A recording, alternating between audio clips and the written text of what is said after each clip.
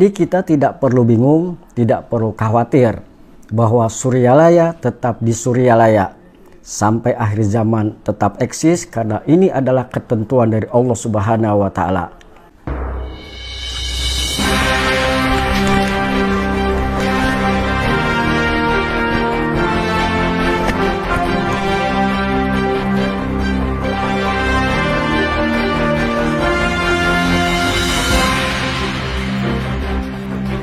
Assalamualaikum warahmatullahi wabarakatuh. Alhamdulillahirabbil alamin. Asyhadu an la ilaha illallah wa asyhadu anna Muhammadan abduhu wa rasuluh. Ilahi anta maksudi waridoka matlubi a'tihi mahabbataka wa ma'rifataka.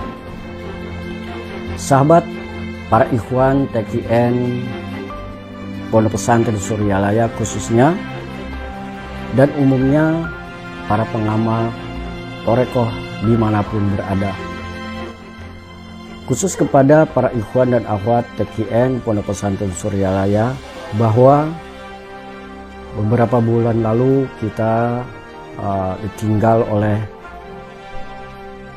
pembina ketua pimpinan Pondok Pesantren Suryalaya, yaitu Kiai Haji Bahban Ahmad Jihad. Kita doakan semoga beliau selalu di dalam rahmat ya Allah Subhanahu wa taala. Ada satu pertanyaan, bagaimana tentang Suryalaya? Kita bertanya, Suryalaya bagaimana?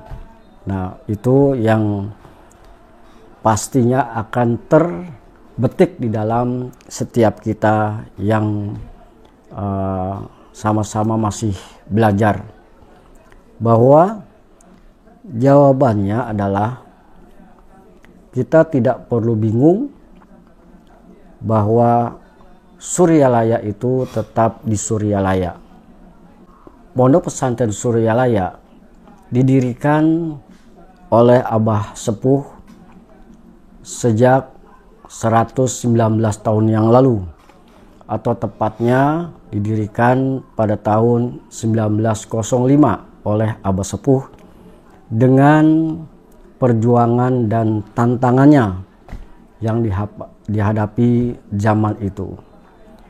Lalu Abah Sepuh wafat, maka digantikan oleh Syekh Ahmad Sahibul Wafa Tajul Arifin atau Abah Anom, dan juga dengan perjuangan dan tantangan-tantangannya dan halangan-halangannya. Kemudian Abah Anom meninggalkan kita dan digantikan oleh Kiai Haji Bahban Ahmad Jihad dengan perjuangan dan cobaan-cobaan yang dihadapi atau tantangan-tantangan yang dihadapi zamannya. Dan sekarang juga beliau sudah dipanggil oleh Allah Subhanahu wa taala, sudah diganti kemarin bulan Maret, tanggal 6 Maret sudah ada amanah dari Abah Sepuh dengan pelimpahan kepada Haji Ahmad Maskur Firdaus sebagai pemegang pimpinan Pondok Pesantren Suryalaya. Nah, kita tentu masing-masing kita mempunyai pandangan. Kita memandang bahwa yang dulu itu lebih utama dari yang sekarang, atau sebaliknya, yang sekarang lebih utama dari yang dulu. Padahal itu sama-sama utama di zamannya. Artinya dengan pandangan yang semacam ini, ya, maka rasa bakti kita, masa hikmat kita kepada Abah Anom, kepada TKN Pondok Pesantren Suryalaya itu akan berkurang. karena memiliki pemandangan hal seperti itu. Wah, Abah Anom sudah tidak ada. Wah, Abah Sepuh sudah wafat.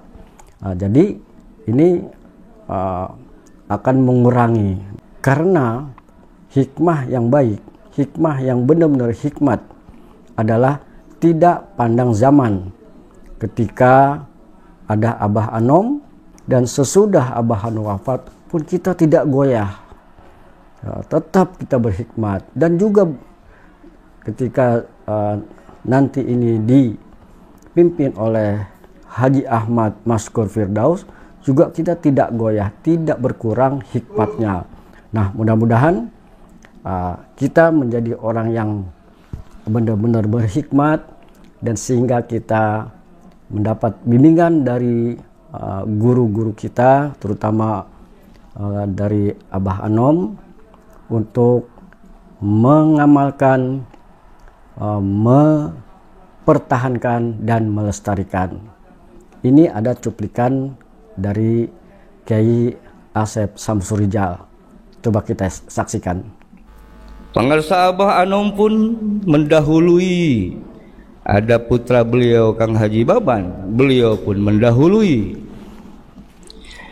Nah, maka apakah Suryalaya mau kembali ke masanya Abah Sepuh dulu dengan segala tantangan di masanya, atau kembali mempertahankan, meneruskan risalah dari Pangarsa Abah Anom dengan segala tantangan dan masalahnya di zamannya, atau mau buat kepemimpinan gaya modern misalnya, gitu ya.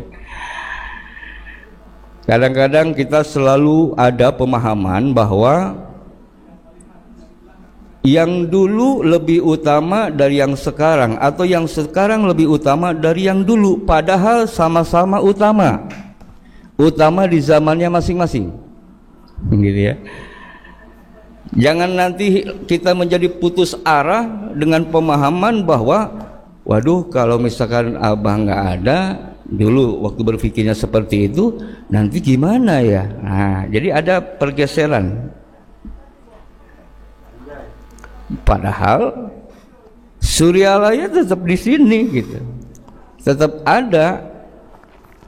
Nah, oleh karenanya hadirin, mari kita sama-sama gabungkan segala potensi yang ada pada diri. Demi apa? Demi menunjukkan dan membuktikan kekhidmahan kita yang sesungguhnya.